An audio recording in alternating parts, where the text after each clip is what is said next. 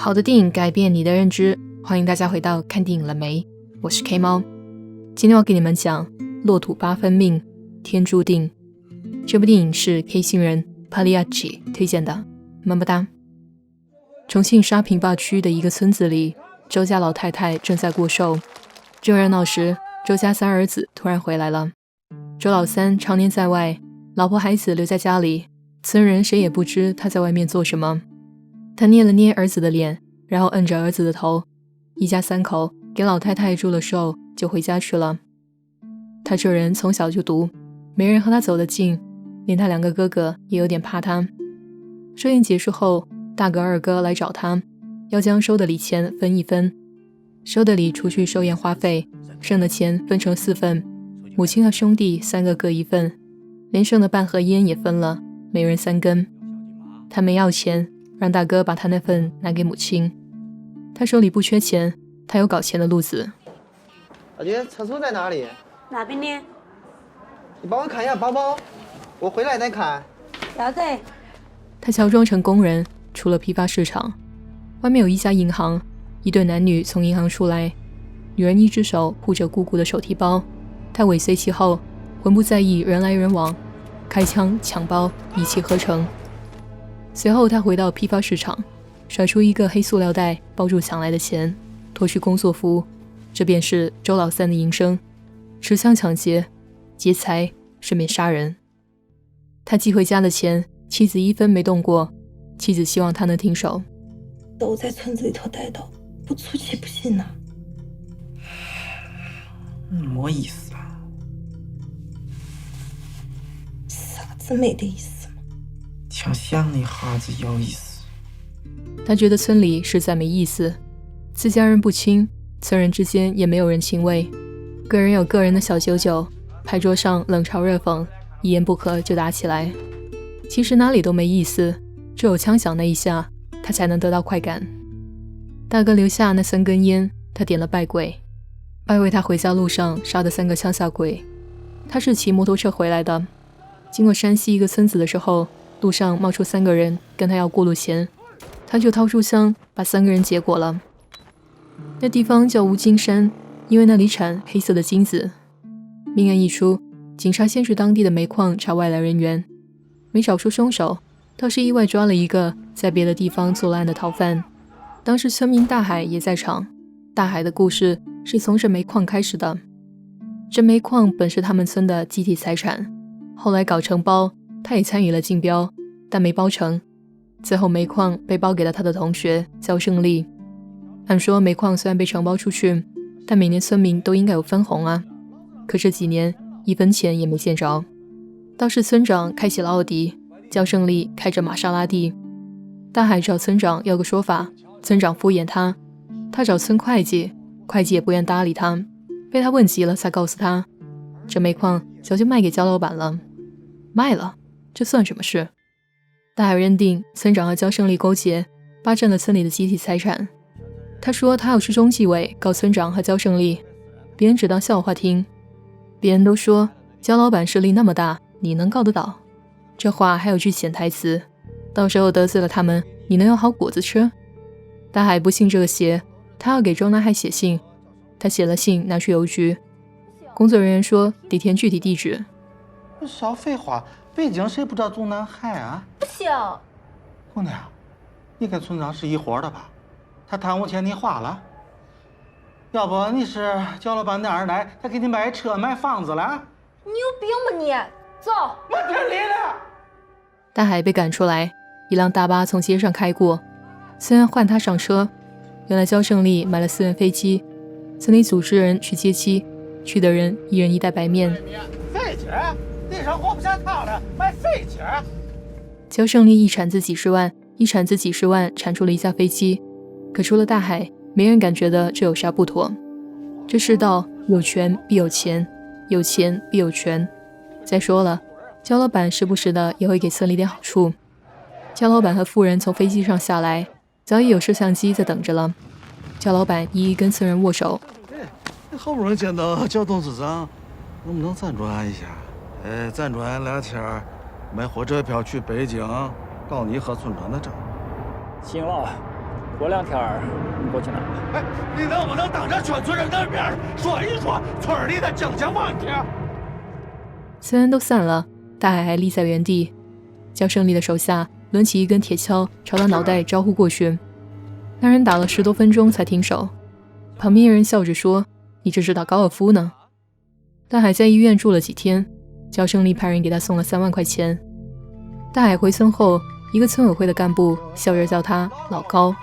现在大家都叫你老高，高二分，你不知道？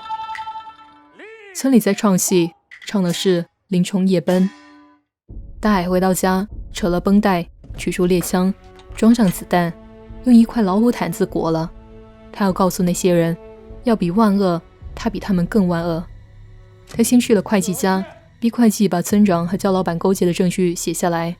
会计嗤笑他不敢开枪，他直接开枪打死了会计，然后又打死了会计老婆。紧接着他去村委会找村长，没找着村长，又碰着那干部叫他老高。结伙？说啥呢你？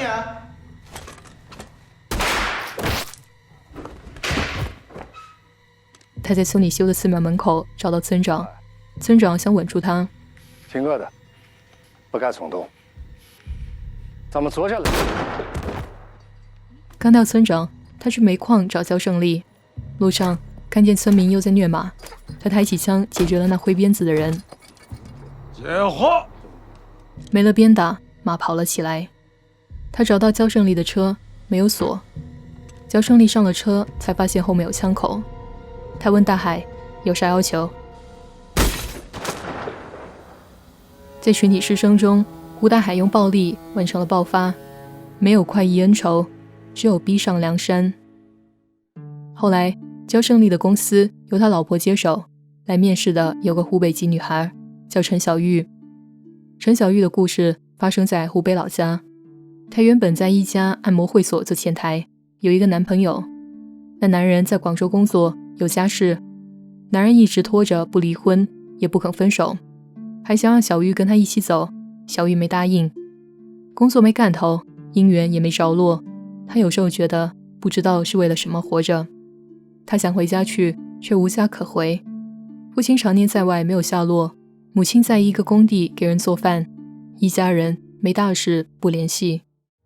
那天他值班结束，打了盆水在一个空包间里洗衣服，突然一个男人推门进来，要他给按摩。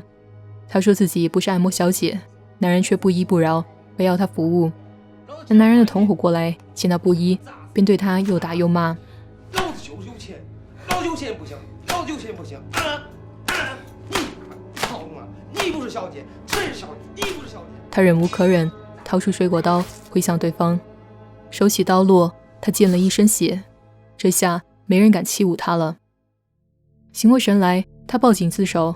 后来才知道，他杀的人是当地招商办公室主任，而他因自卫杀官，被网民称为侠女。他最终被判有罪免处。这罪名意思是防卫过当构成故意伤害罪，但综合量刑情节考虑，免予刑事处分。事情过去后，他离开了家乡，没有南下广州，而是一路北上。而她的前男友自始至终稳稳当当地干着自己的差事。他在一家工厂干主管，车间里有个工人叫小辉，小辉便是接下来故事的主人公。这天，小辉去找工友常岭借手机，两人说话间，常岭分心受伤，主管让小辉负担厂里的误工费。公司有规定，上班时间不许串岗。今天的事故，主要责任在你啊。主管说，厂里休息期间，小辉的工资都算厂里的。小辉一听，立马跑路。他经人介绍去了东莞一家娱乐城做服务生，听说这里给的小费很高。他在这里遇见了一个叫莲蓉的女孩，两人在火车上见过，又都是湖南人，很快便熟络起来。这是个金碧辉煌的地方，来的都是有头有脸的人。莲蓉他们一会儿扮成娘子军，一会儿扮成花旦，花样多，新奇。闲下来的时候，两人躲在空包厢里上网刷论坛。东北土地局局长家里搜出130多个 LV 包，山西煤矿塌陷死了10几个人，他们一一在下面跟帖，他妈的。莲蓉的网名叫寻水的鱼，他做的这行广东人叫捞偏门。佛家说法得多做善事，来生才能得到解脱。于是他有空的时候就买了鱼拿去放生。离开金碧辉煌，市郊的破家荒凉于他们而言更真实。没了浓妆的莲蓉，还是一副清纯模样。我好中意你。小辉想带莲蓉离开东莞，莲蓉有些心动了。他探寻地注视着小辉，问去哪儿。小辉说去哪都行。莲蓉早就不是单纯的小姑娘了，她明白小辉是真心，也同样明白小辉并不是能让她依靠的对象。广东话说歡場無真愛，莲蓉不是一个人，她有一个3岁的女儿。天上人间，与你之别，莲蓉选择留下。贵宾好，我可以为您服务吗？应该叫首长。首长好。这还差不多，咱们发车吧。小辉选择离开，他去了一家世界500强企业，流水线作业，基本工资很低，靠加班。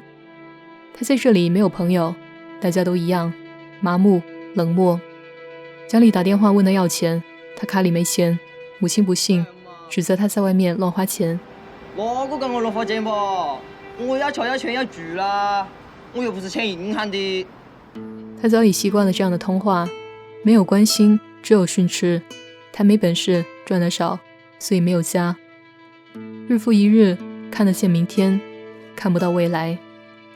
没想到长岭也来了这个场子。长岭找到他，却没有真动手，只留给他一个充满恨意的蔑视的眼神。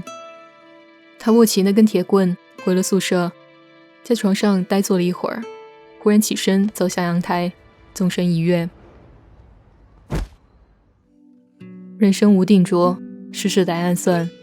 在一个撕裂的社会，上层拼血缘，中层拼关系，底层拼老命。事不在人为，唯靠天定。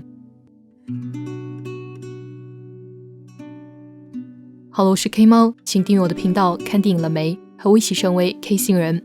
我们下期再见。